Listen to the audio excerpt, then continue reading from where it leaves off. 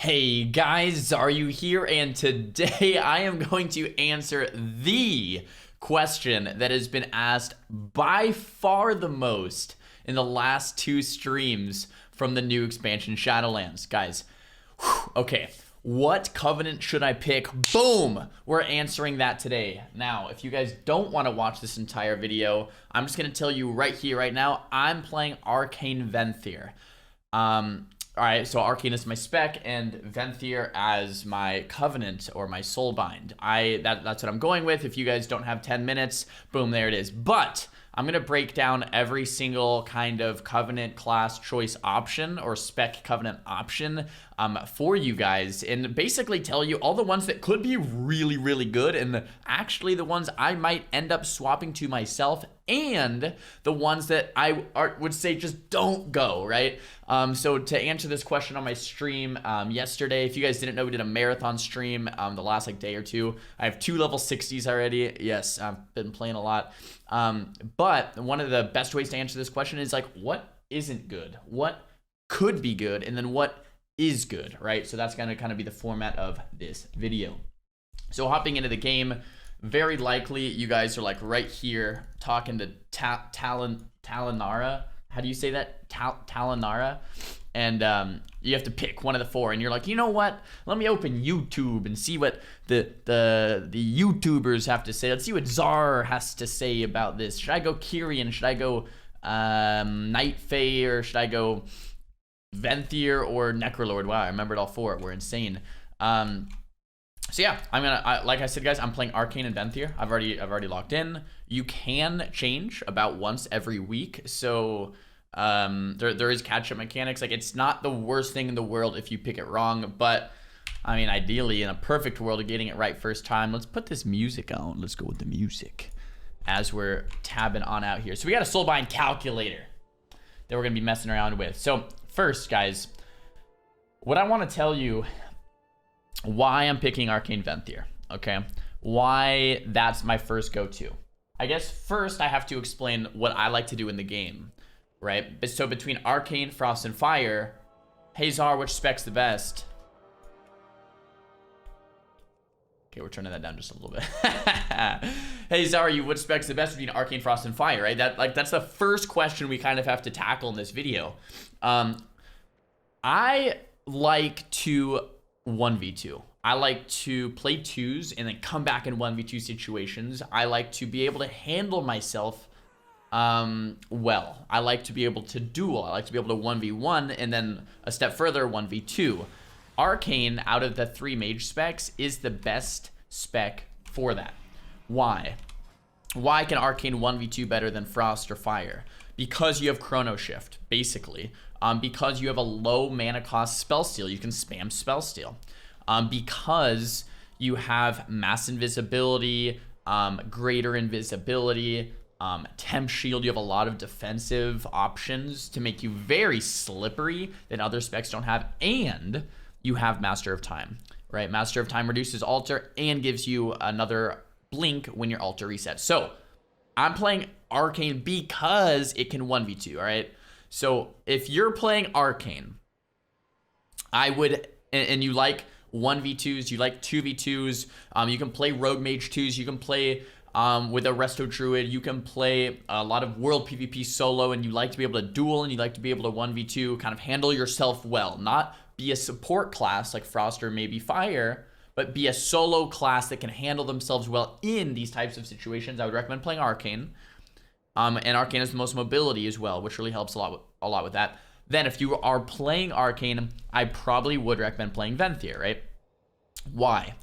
So let's pull up the calculator. So for Kyrian, Radiant Spark and Summon Steward. Summon Steward gives you a kind of like a Hellstone type item. Radiant Spark gives you every 30 seconds you can throw a spark on them. It's going to give you some burst damage, right? A lot of people are looking at this as a really, really, really good option. And it is. The problem with Kyrian is it's an arcane spell. Meaning if you get locked in Radiant Spark, you cannot cast anything in Arcane. Meaning, Arcane is the one spec in the game, or one of the one specs in the game. If you can't get locked in Arcane, like if you get locked in Polymorph or Touch of the Magi or Arcane Blast or Missiles, you can't do anything basically. The only thing you can do is like Frostbolt or Fire Blast or Frost Nova, right? So your spec really revolves around not getting locked out, right? That's Arcane Mage in a nutshell. You can't get locked out. So Kyrian gives you another Arcane ability. So even though it's good, it is really good, it gives you another ability to maybe get locked out in Arcane. And then to be honest, Radiant Spark isn't going to like instantly one-shot the guy. It's going to help a little bit with your burst. So you have like helping a little bit with your burst, but it's Arcane, right? To be honest as well, Arcane is one of those specs that doesn't really die, right? Like I said, it has a lot of tools like Mass Invis, like Greater Invisibility, like Master of Time, right? Like Chrono Shift. It has a lot of survivability. And Kyrian, if you want to think about it this way, especially when you go Forge Light Prime, is a more defensive, turtle-y style of play because you have abilities like Sparkling Drift, Globe Core, Forge Light Filter, right? This is going to help you survive, okay, be a bit more tanky, but Arcane's already tanky. So that's my thoughts on Kyrian. Kyrian is probably the second best pick if you're going Arcane. All right, so first I would go Venthyr. The reason I'd go Venthyr, Mirrors of Torment is going to help you get kills because it has a silence, a slow attached to it, a little bit of damage attached to it, and it's a shadow ability, meaning you can throw out the Mirrors of Torment, guys. If you get kicked, guess what? You just baited a kick as an Arcane Mage. That's amazing. If you get kicked on Mirrors of Torment, just cast Missiles, cast Poly. That's so good to have a second ability as an Arcane Mage, a second school of magic as an Arcane Mage, right? Just cast the Mirrors of Torment, get kicks out of the way with it. Or if you're locked in Arcane, then cast the Mirrors. Or if you're locked in Arcane, you need to get out of there, then use your portal, Door of Shadows, right? A lot of things that are very valuable for an Arcane Mage specifically with a second school of magic. Now, Familiar Predicaments, reducing the incoming duration of interrupts, snares, and roots by 25% is another huge reason why I want to go Venthyr Arcane with Nagia the Mistblade, right? Having 25% reduced interrupts, snares, and roots is just insane, right? Now, we can't unlock this right away, but when we do, it's going to be an incredible, incredible option for us for the Arcane Mage. Like I said, the spec revolves around not getting locked out. So getting that Venthyr Familiar Predicaments benefit is going to be incredibly valuable. All right, so that's why I'm going Venthyr. Now, the second best for Arcane is going to be Kyrian, probably. I should say, I'm saying this like I know. I probably know, but these things could change, especially if things get buffed or nerfed, and especially on the metagame. So, you know, take this for what it is. From here, Night Fae and Necrolord are both bad options for Arcane Mage. I would not go Necrolord or Night Fae for Arcane. Why? You get an extra blink for Night Fae, but Arcane's one of those classes that has a lot of mobility. Like, you're not starving for mobility, so you don't necessarily need that extra blink, right? And then you get Shifting Power, which resets all your cooldowns. But Arcane in PvP, the way it operates is you don't kill with your cooldowns. You kill with an Arcane Missile proc. You clear cast with Arcane Empowerment. You get a couple of clear castings and you kill them with missiles and amplification. You don't necessarily care about Palm, Presence of Mind. You don't care about Arcane Power that much. I mean, you do. You want Arcane Power on the missiles. But if it's not up, you can kill without it. So what do you really kill with as an Arcane Mage? You spend a lot of mana. You spend a lot of mana and you get clear casting procs throughout the game. And you get maybe 1 stack or 2 stacks of this clear casting. You get a full sheep on the healer, or a full blind if you're playing with a rogue, or a full silence, or a full whatever, and then you spam out missiles after you fake the kicks. That's how this spec operates in PvP, right? You don't necessarily care about Palm or Arcane Power because it's less damage than missiles. Like, missiles is huge, right? So to get all your cooldowns back it's not that valuable like it would be with a Fire Mage, which we'll get to in a second. So I wouldn't recommend Night Fae. I probably, if you're playing Arcane, I would not recommend Night Fae. Now, Necrolord is by far the worst for Frostfire and Arcane. It's just, don't go Necrolord for arenas. Man, I should have mentioned, this is a PvP guide, guys. If you're here, this is for PvP, all right? It's a PvP focused channel. Man, I should have mentioned that at the start, but regardless, Necrolord. You turn into a powerful skeletal mage, making Frostbolt, Fireball, and Arcane Blast hit up to 2 nearby enemies. I mean, that is... And your spell damage increased by 10%. That is just not what you want for PvP. You're not going to just sit there and cast Frostbolts or Fireballs or Arcane Blast. That's just not how PvP operates at all. So, yeah, this is just the one that you can't really go in PvP combat. Okay, so we have Kyrian, Necrolord, Night Fae, Venthyr. If you're playing Arcane, Venthyr's is the best choice. Then Kyrian, and I wouldn't recommend the other two. If you go Kyrian, I don't think it's the end of the world. I think Kyrian is still a solid pick. Now, if we're playing Frost or if we're playing Fire, okay, there's going to be some different options. Let's tackle Frost first. Okay, so say you're a Frost mage and you are wanting to play with a Shadow Priest or a Warlock, and you want to play Wizards and you want to slow the enemy. Kyrian is actually going to be a phenomenal option for you guys. Why? Well, one, Radiant Spark is Arcane. It gives you more damage, it gives you a little more burst, but it's Arcane, meaning as Frost, if you get locked in Arcane, just cast Frostbolts. And similarly, if you get locked in Frostbolts, you can cast Arcane. It's okay, right? It's okay that we have this Arcane ability. It's not like all of our stuff's Arcane like an Arcane mage. Also, Frost getting a Hellstone and getting more tanky options like the Sparkling Driftglobe Core, like Forge Light Filter, kind of allows us to play and survive. What compositions need the mage to survive? Shadow Priest mage, Warlock mage, dampener comps that are going to be multi-dotting, trying to survive, and then eventually make it to dampening and score a kill. That's how the PvP game operates. Kyrian is going to allow you to get there. It's going to allow you to survive Rogue Mage Ghost. It's going to allow for a longer game to actually play out instead of just dying. Kyrian is going to be a very solid option if you're going to be playing Wizards. You're going to be slowing people down. So Kyrian Frost is a great option. If you locked Kyrian Frost in or you're thinking about it, I think that's a great way to go. I think Venthyr Frost may be just as good or better depending on the metagame. Meaning, if you're dying and you're not able to survive, Kyrian's going to be a better pick. Now, if you can survive, and you don't need any more help surviving, you just need more damage, you need more offensive pressure, you need more, a little bit more, you need to pack a punch a little bit harder, Venthyr going to be a little better, depending on how the metagame shapes, right? So if you need to pack a punch, Venthyr is going to give you that. You're going to get Thrill Seeker, you're going to get Door of Shadows that you can offensively blink in and disorient enemies. You're going to get Mirrors of Torment, which is going to allow for more kill windows. You're not going to be quite as tanky, but you're going to have a little bit more damage and a little bit more kill windows, a little bit less interruption coming in. So Venthyr Frost is going to be a very good pick if you're not dying already.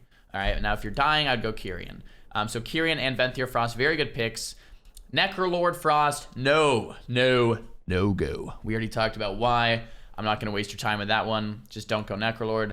Night Fae for Frost. Once again, you don't need this. You don't need this for Frost, right? Like for Frost, the way it operates in PvP is you're shatter comboing with Ice Nova, you're shadow comboing with your Pet Nova, you're shadow comboing with Flurry Procs, and Ice Lancing. Like, getting your cooldowns back, like getting another orb, like you don't really burst with orb as a Frost Mage anymore.